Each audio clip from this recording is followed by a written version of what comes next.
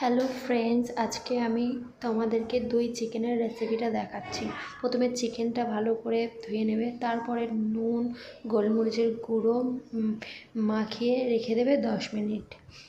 তারপর ব্লেন্ডারে পেঁয়াজ কুচি, আদা কুচি, রসুন কুচি, লঙ্কা, কাঁচা লঙ্কা, তোমরা মনে করলে শুকনো লঙ্কাও দিতে পারো। তারপরে কাজু বাদাম, চালমগজ দিয়ে এটাকে ব্লেন্ড করে নেব। করে নেওয়ার পরে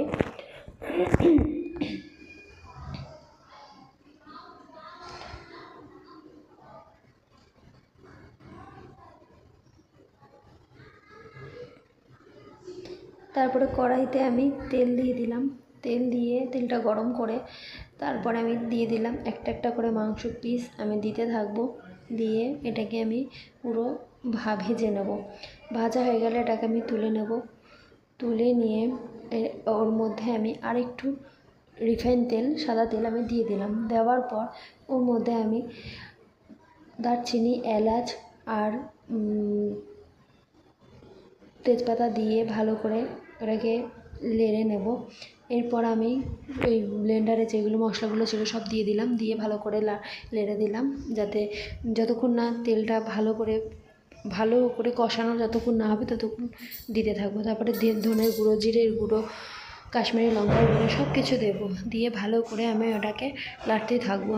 নেড়ে যতক্ষণ কষাবে, কষতে কষতে পুরো তেলটা উঠে আসবে, তখন আমি এর মধ্যে চিকেনগুলো দিয়ে দেবো।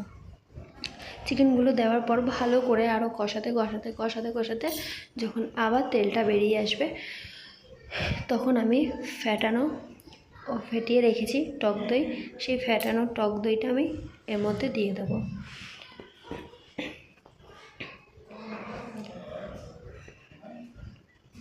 দেওয়ার পর ভালো করে নেড়ে নেব। নেড়ে একটু নুন দিয়ে দেবো, একটু চিনি দিয়ে দেবো, ভালো করে নেড়ে নেব।